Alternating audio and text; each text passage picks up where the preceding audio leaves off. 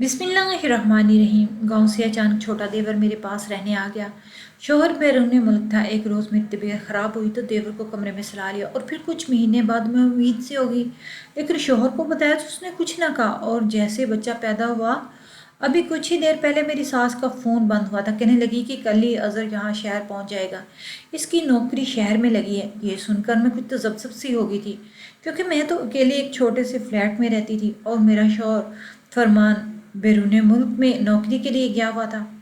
मैं शहर में रहना नहीं चाहती थी, क्योंकि मैं गांव से आई थी। फरमान की नौकरी पहले ही शहर में थी। शादी होती वो मुझे शहर ले आया था, लेकिन फिर इसकी कंपनी वालों ने इसे बैरून मुल्क भेज दिया। मैंने इसे बहुत कहा कि वो मुझे गांव वापस भेज दे, मैं अपने मेके में रह लूँगी, और ससुराल भी गांव में ही था। लेकिन वो कहने लगा, नहीं, तुम इसी फ्लैट में रहोगी। पिछले 3 महीने से मैं अकेली फ्लैट में रह रही थी। अब तो मेरी आस पास के लोग से जान पहचान भी हो गई थी, दिल भी लग चुका था अब तो मेरा। लेकिन देवर के आने का सुनकर मैं थोड़ा परेशान हो गई थी। अगर मेरा शौहर यहाँ पे होता तो मुझे फिक्र ना होती, लेकिन देवर का यहाँ मेरे साथ अकेले रहना मुझे कुछ गैर मुनासिब सा लग रहा था। लेकिन मैं अपनी सास को इनकार तो नहीं कर सकती थी ना। रात को जब फरमान का फ़ोन आया तो मैंने इन्हें अपनी सास की बात बताई। वो कहने लगे कि ये तो अच्छी बात है, वो आएगा तो मुझे तुम्हारी फ़िक्र नहीं रहेगी। मैंने कहा, फरमान, लेकिन कैसे अकेली इसके साथ एक घर में रह सकती है? मेरी बात सुनकर वो हत्थे से उखड़ गया। कहने लगा, क्या मतलब है तुम्हारा? वो भाई है मेरा, तुम्हें इससे क्या खतरा हो सकता है? जिस गज़बनाक लहजे से उसने मुझे कहा, मैं आगे से कुछ बोल नहीं पाई थी। शायद इसकी वजह यह थी कि मुझे अज़र शुरू से ही नापसंद था। फरमान और हम दोनों ही मेरी दूर की खाला के बेटे थे। मैं इनको ज़्यादा तो नहीं जानती थी, लेकिन जब भी बरादरी में किसी की शादी हो जाती तो सभी इकट्ठे होते थे। फरमान शुरू से ही सुलझे मिजाज के बहुत ही अच्छे इंसान थे, लेकिन अज़र उतना ही बातूनी और कुछ लोफर किस्म का था। लड़कियों से हंस हंस के बात करना इसकी आदत थी। जो बातें मैंने इसके बारे में गांव की लड़कियों से सुन रखी थी, मैं इसे नज़र बार कर देखना भी पसंद नहीं करती थी। फिर इसके साथ एक ही घर में रहना, नौकरी लग जाने का मतलब यही था कि वो कई महीने तक यहीं रहेगा। हो सकता है नौकरी पक्की हो जाए तो साला साल यहीं पर रहे, और फरमान तो 6 महीने से पहले आने वाले नहीं थे। मैं सोचकर ही परेशान हो गई थी। अगले रोज़ मैंने इसकी पसंद की बिरयानी बना ली, क्योंकि मेरी सास ने ख़ास ताकीद की थी कि 7 बजे मेरे घर की पहली बेल बजी। मुझे मालूम था अज़र ही होगा। मैंने दरवाज़ा खोला तो वो सामने मुस्कुराता हुआ मुझे देख रहा था। बड़ी बेतकल्ली से अपना बैग लेकर अंदर आ गया। कहने लगा, तौबा है, ये बस का सफ़र भी थका के रख देता है। इसने मुझे वो दिन तो बस लंबी लंबी तान कर सो गया।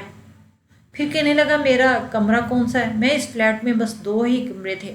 मैंने दूसरे कमरे की तरफ इशारा कर दिया। इस कमरे में ज़्यादा फर्नीचर नहीं था, इसमें मैंने ड्राइंग रूम के तौर पर ही सेट किया हुआ था।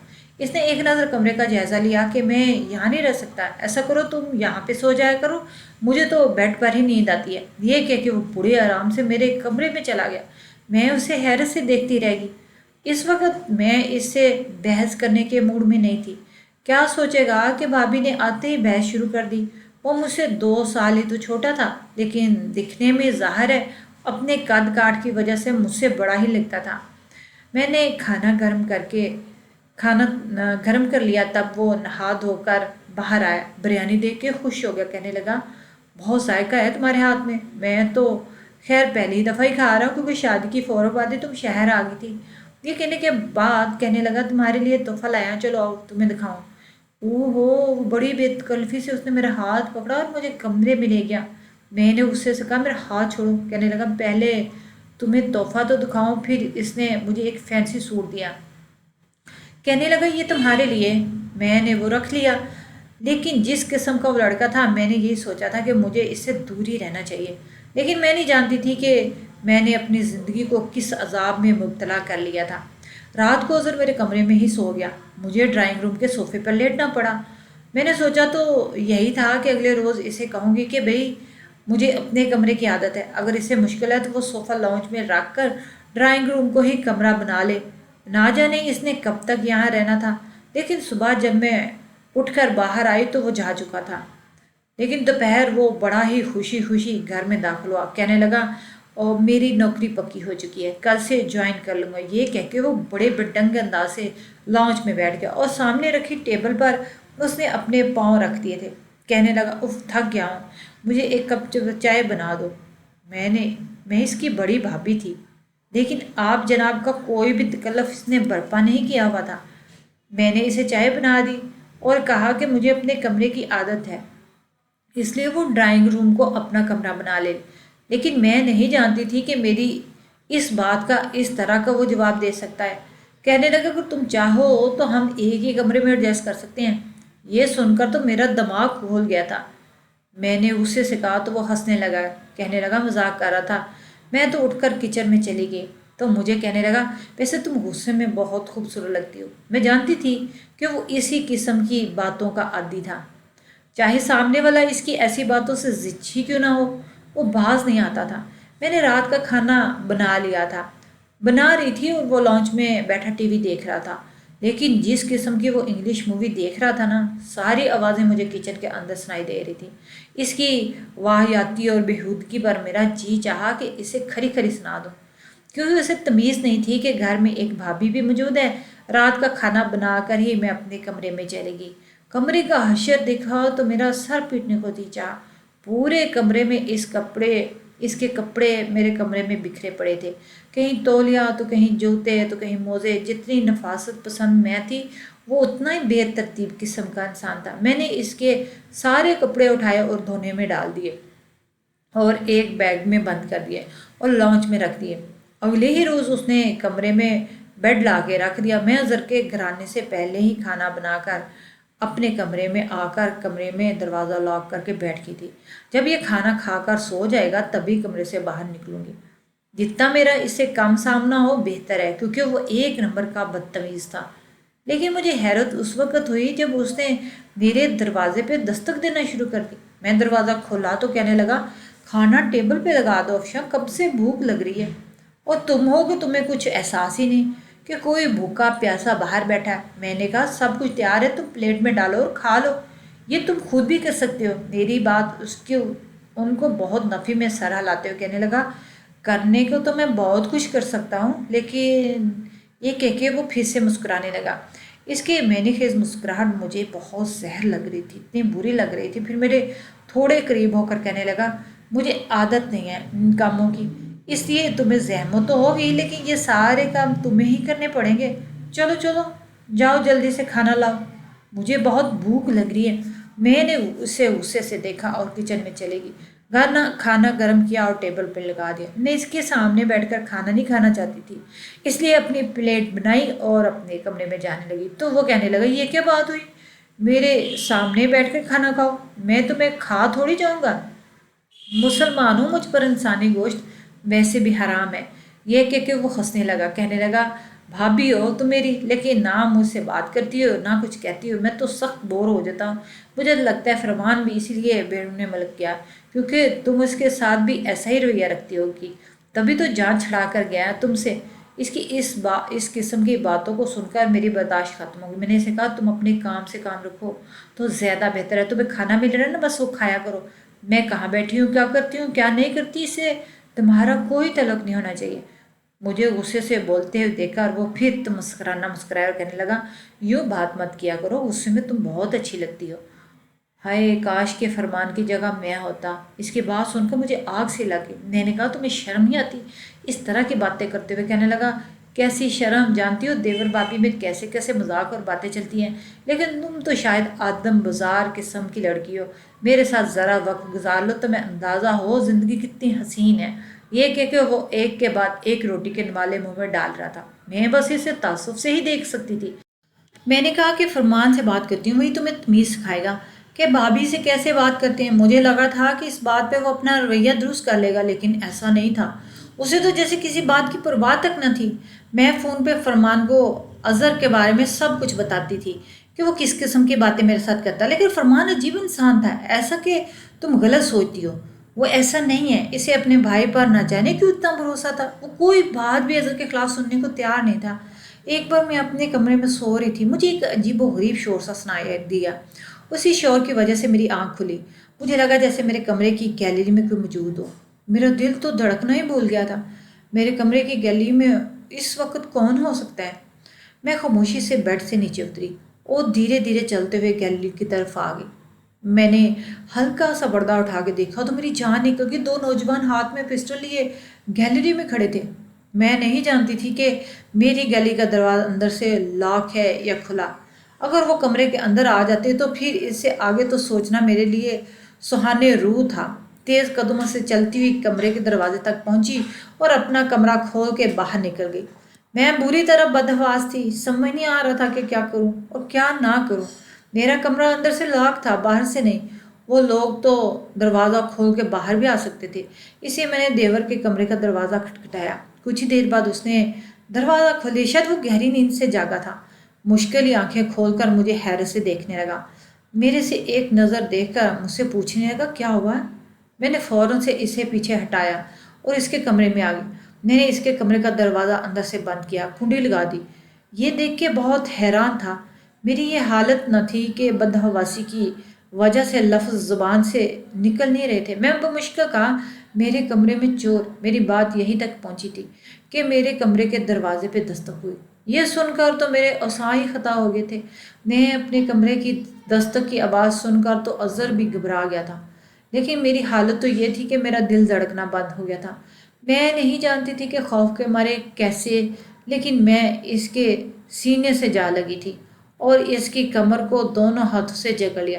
میں نے کہا باہر چور ہے۔ یہ لوگ میرے کمرے میں تھے۔ مجھے ڈر لگ رہا تھا، خوف کے مارے مجھے لگ رہا تھا کہ شاید میری جان ہی نکل جائے گی۔ مجھے اپنی غلطی کا احساس بالکل بھی نہیں تھا، شاید نہ بے حد خوف زدہ ہو چکی تھی۔ کمرے میں دوبارہ سے دستک ہونے لگی۔ باہر جو بھی تھا وہ کہنے لگا کہ دروازہ کھولو۔ میں نے اپنے دیور سے کہا دروازہ نہ کھولنا، ہم دونوں کو مار ڈالیں گے۔ میں نے ان کے ہاتھوں میں پسٹل دیکھا ہے۔ میں اس کی پہلو سے لگی یوں سب کچھ کہے جا رہی تھی۔ مجھے کہنے لگا تم پریشان مت ہو، یہ لوگ اندر نہیں آ سکتے، دروازہ لاک ہے۔ اس نے مجھے خود سے دور کرنا چاہا، لیکن میں خوف کے مارے اس قدر ڈری سہمی سی تھی۔ وہ مجھے اپنے ساتھ لگائے بیڈ تک لے آیا، پھر مجھے بیڈ پر بٹھایا، خود بھی برابر میں بیٹھ کر کہنے لگا ڈرو مت، میں ہوں نا۔ دروازے پر پھر دستک ہوئی۔ اس بار رخت لہجے میں نوجوان نے کہا کہ دروازہ کھولو ورنہ ہم دروازہ توڑ دیں گے۔ سن کر میں نے اس کا ہاتھ اپنے ہاتھوں میں جگڑ ہی لیا تھا۔ میں نے کہا تم باہر نہیں جاؤ گے؟ وہ کہنے لگا یہ میرا کچھ نہیں بگاڑ سکتے، میرا ہاتھ چھوڑو۔ یہ کہہ کر اس نے اپنا ہاتھ میرے ہاتھ سے چھڑوا لیا۔ اس کے بعد اس نے ایک دراز سے پسٹل نکالی۔ یہ دیکھا تو میرے سینے میں جیسے دل تھم سا گیا تھا۔ مجھے یہ ڈر لگنے لگا کہیں وہ آپس میں دستوں گربا نہ ہو جائیں، کہیں وہ لوگ اسے گولی نہ مار دیں۔ فوراً اسے اٹھ کر اظہر کے پاس آئے۔ انہوں نے کہا کہ یہ تم کیا کر رہے ہو؟ کہنے لگی کہ میں کوئی بزدل تھوڑی ہوں، ان کا منہ توڑ دوں گا۔ اچھے طریقے سے جانتا ہوں میں کس طرح ان کا منہ توڑنا ہے، بس تم کمرے سے باہر مت نکلنا۔ میں رونے لگی، اسے کہنے لگی خدا کے لیے تم کہیں مت جاؤ، یہ نہ ہو کہ وہ تمہیں مار ڈالیں۔ وہ کہنے لگا تم پریشان مت ہو، مجھے لڑنا بھی آتا ہے اور گولی چلانی بھی آتی ہے۔ یہ کہہ کے وہ کمرے سے باہر چلا گیا، کمرے کا دروازہ بند کر لیا۔ پھر مجھے باہر سے چیخو پکار کی آواز آنے لگی۔ وہ لوگ جیسے لڑ رہے تھے اور میرا دل اندر ہی تھا کہ جیسے کسی بے لگام گھوڑے کی طرح بھاگ رہا ہو۔ میرے ہونٹ سفید پڑ چکے تھے، میری رنگت پیلی پڑ چکی تھی۔ میں نے دونوں مٹھیاں بند کیے بیڈ پر بیٹھی تھی، بری طرح سے کانپ رہی تھی۔ کہیں اگر اظہر کو کچھ ہوا تو وہ لوگ میرے ساتھ کیا کریں گے؟ خوف کے مارے میری حالت غیر ہونے لگی تھی۔ مجھے لگا میرا دم گھٹ رہا ہے۔ میں نہیں جانتی تھی کب اور کیسے، لیکن میں ہوش کی دنیا سے غافل ہو چکی تھی۔ شاید خوف کے مارے میں بے ہوش ہو چکی تھی۔ میری آنکھ چڑیوں کے چہچہانے سے کھلی۔ یکدم اٹھ کر بیٹھی تو دیکھا کہ اظہر کے بستر پر لیٹی ہوئی تھی۔ میرے بال بھی کھلے اور بکھرے ہوئے تھے، لیکن میں اکیلے اس کے کمرے میں تھی۔ یکدم تو مجھے یہ سمجھ نہیں آئی کہ میں اس کے کمرے میں کیسے آئی، لیکن پھر رات کا گزرا واقعہ مجھے یاد آنے لگا۔ میرے ہوش اڑنے لگے تھے، مجھے تو یہ تک معلوم نہیں تھا کہ باہر ہوا کیا تھا۔ میں فوراً سے اس کے کمرے سے باہر آئی تو اظہر صوفے پہ بیٹھا سگریٹ پی رہا تھا۔ اس کے بازو میں پٹی بندھی ہوئی تھی اور سر پر بھی زخم کے نشان تھے۔ یہ دیکھ کر میں پاس آ گئی۔ میں نے کہا کہ تم یہاں؟ وہ لوگ کہنے لگا ان کو پولیس نے پکڑ لیا، وہ پولیس کے حراست میں ہے۔ یہ کہہ کے وہ مجھ سے نظریں چرانے لگا۔ میں نے کہا کہ تمہارے بازو پر کیا ہوا؟ وہ کہنے لگا لڑائی کے دوران ان لوگوں نے مجھ پر گولی چلائی تھی، لیکن وہ میرے بازو سے چھو کر گزر گئی، اس لیے میں ہاسپٹل میں پٹی کروا کر آیا۔ تم شاید بے ہوش تھی، اس لیے تمہیں کسی چیز کی خبر نہیں۔ اظہر کو میں جیسا سمجھتی تھی ویسا نہیں تھا، اور اب تو وہ کافی سنجیدہ سا ہو گیا، مجھ سے زیادہ بات بھی نہیں کرتا تھا، پتہ نہیں کیوں لیکن وہ بہت زیادہ سگریٹ پینے لگا۔ میں اس کے سامنے کھانا رکھتی تو وہ کسی گہری سوچ میں گم رہتا۔ اس بات کو 1 مہینہ گزر گیا کہ میری طبیعت خراب ہونے لگی، مجھے اظہر ڈاکٹر کے پاس لے گیا، لیکن میں ڈاکٹر کے کمرے میں اکیلے ہی گئی تھی۔ اسے چند ٹیسٹ لکھ کے دیے، اس کی رپورٹ بھی آ گئی تھی، لیکن جیسے ہی وہ رپورٹ آئی اس نے تو میرے ہوش اڑا لیے تھے۔ وہ ڈاکٹر کہنے لگی کہ میں امید سے، یہ سن کر تو میں یکدم چکرا کے رہ گئی تھی۔ اس کا مطلب اظہر نے میرے ساتھ، مگر کب اور کیسے مجھے بالکل یاد نہیں آ رہا تھا۔ میرا ذہن بالکل خالی تھا، میں سوچ سوچ کے پریشان تھی کہ اس نے میرے ساتھ ایسا کب کیا، کیونکہ نہ تو میں کوئی نشہ آور دوائی لے رہی تھی اور نہ ہی مجھے کوئی ایسی نشہ آور چیز اس نے کھلائی تھی۔ پھر میں امید سے کیسے مجھے یاد آنے لگا جس دن ڈاکو آئے تھے، میں بے ہوش ہو گئی تھی۔ اس کے بعد اظہر کا رویہ بالکل بدل گیا تھا، وہ کھویا کھویا رہنے لگا تھا، سنجیدہ سا ہو گیا تھا۔ کہیں اس رات اس نے میرے ساتھ، اس سوچ نے ہی میرے سارے اوساں خطا کر دیے تھے۔ اس نے میری بے ہوشی کا ناجائز فائدہ اٹھایا تھا، وہ بھی ایسے وقت میں نے اپنے بہتے آنسو آنکھوں تک پہنچائے اور ڈاکٹر کے کمرے سے باہر نکل آئے۔ وہ سامنے بیٹھا تھا، مجھے دیکھ کے میرے پاس آ کے کہنے لگا ڈاکٹر کیا کہہ رہے ہیں؟ میں اسے کیا جواب دیتی؟ میں نے اسے کچھ نہیں کہا کہ گھر جا کر اسے پوچھوں گی کہ اس نے میرے ساتھ ایسا کیوں کیا۔ میں اس کے بھائی کی بیوی تھی، اسے شرم آنی چاہیے تھی سب کچھ کرتے رہنے سے، لیکن گھر جا کر تو میرے ہوش ہی اڑ گئے۔ سامنے ہی فرمان کھڑا تھا، مسکراتے کہنے لگا کیسا لگا میرا سرپرائز؟ دیکھ کر تو میرا دل دھک سے رہ گیا تھا، لیکن میں نے دیکھا کہ اظہر بھی کچھ تذبذب سا تھا۔ فرمان کے پاس چلے گی۔ اس وقت میں اس قدر دل برداشتہ کر چکی تھی کہ مجھے سمجھ نہیں آیا تھا میں کیا کروں۔ میں فرمان کے ساتھ لگ کے رونے لگی، انہیں کیسے بتاؤں کہ ان کے بھائی نے مجھے برباد کر کے رکھ دیا۔ میں تو مشکل وقت میں اس کے پاس اس لیے آ گئی تھی کہ مجھے لگا وہ مجھے پناہ دے گا، لیکن میں نہیں جانتی تھی کہ وہ مجھے برباد کر کے رکھ دے گا۔ فرمان میرا سر سہلانے لگے، کہنے لگا کیا ہوا؟ اب تو میں آ گیا نا، تمہیں خوش ہونا چاہیے، رو کے روئی۔ تھوڑی دیر میں اظہر بھی فرمان کے قریب آ گیا، لیکن اس کے بعد جو حرکت اس نے کی میں دنگ رہ گئی۔ اس نے میرا بازو پکڑا اور ایک جھٹکے سے مجھے فرمان سے الگ کیا۔ یہ دیکھ کے فرمان بھی حیران تھے، مجھے فرمان سے پیچھے کر کے کہنے لگا دور ہو اس سے۔ اظہر کا لہجہ بے حد سخت تھا، فرمان کے ماتھے پہ تیوری چڑھی تھی، کہنے لگا یہ کیا بدتمیزی ہے تم کر رہے ہو؟ اس کے بعد جو انکشاف اظہر نے کیا، میرے تو پیروں تلے زمین نکل گئی۔ تم اچھی طرح سے جانتے ہو میں کیا کر رہا ہوں، یہ میری بیوی ہے، تمہاری نہیں۔ یاد ہے نا نکاح کے وقت سہرے میں میں بیٹھا تھا، تم نہیں، نکاح قبول میں نے کیا تھا، تم نے نہیں۔ ہاں یہ بات الگ ہے کہ میں نے یہ سب تمہارے کہنے بھی کیا تھا، کیونکہ تمہیں افشاں پسند نہیں تھی، تم بیرون ملک جانا چاہتے تھے اور وہیں کی ایک لڑکی تمہیں پسند تھی جس کی خاطر پاکستان چھوڑ کر تم وہاں گئے تھے۔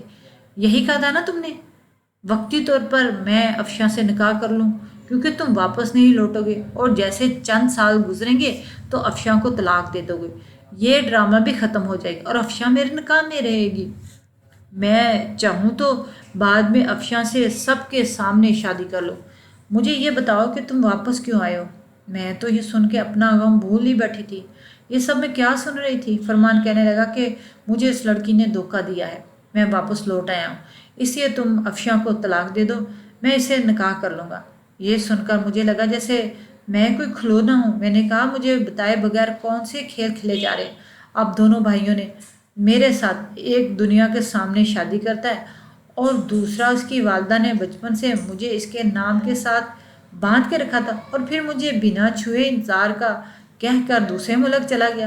پھر دوسرا بھائی آ کر میرے ساتھ وقت گزارتا ہے، بنا بتائے مجھے میرے ساتھ رشتہ قائم کرتا ہے۔ میں تو یہ پریشان تھی کہ نہ جانے دیور کی بے ایمانی اپنے وجود میں لیے ہاسپٹل سے واپس آئی تھی، لیکن مجھے نہیں پتا تھا کہ میرے ساتھ کون سا گنونا کھیل کھلا گیا تھا۔ یہ بات سن کر تو اظہر اور فرمان دونوں ہی حیران ہو گئے تھے۔ میں پھوٹ پھوٹ کر رونے لگی، میں نے اپنے پرس سے رپورٹ نکال کر دونوں کے منہ پہ دے ماری۔ فرمان کہنے لگا یہ تم نے کیا کیا؟ تمہیں شرم نہیں آئی فرمان؟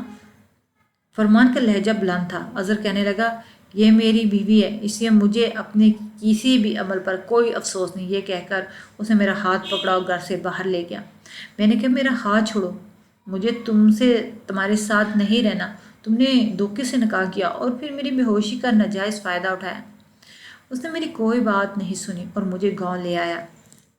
میرا خیال بھی رکھتا تھا، لیکن 9 مہینے بعد جب میرے گھر بچہ پیدا ہوا تو ایک DNA کی رپورٹ اس نے میرے سامنے کی، جسے یہ ثابت ہوا کہ یہ بچہ اس کا نہیں ہے۔ وہ کہنے لگا جس رات وہ ڈاکو آئے تھے انہوں نے میرے بازو پر گولی ماری اور میرے سر پر پسٹل کا بلٹ مارا۔ میں بھی وہیں بے ہوش ہو گیا۔ میں نہیں جانتا تھا، لیکن جب مجھے ہوش آیا تو وہ دونوں گھر سے جا چکے تھے۔ جب میں کمرے میں آیا تو تمہاری حالت دیکھ کے میں سمجھ گیا تھا کہ وہ تمہارے ساتھ کیا کر کے چلے گئے۔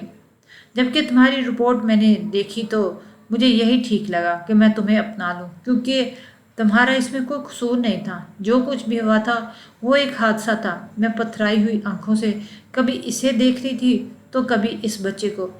مجھے سمجھ نہیں آ رہا تھا کہ اس بچے کو اپناؤں یا کسی کچرے دان میں پھینک دوں۔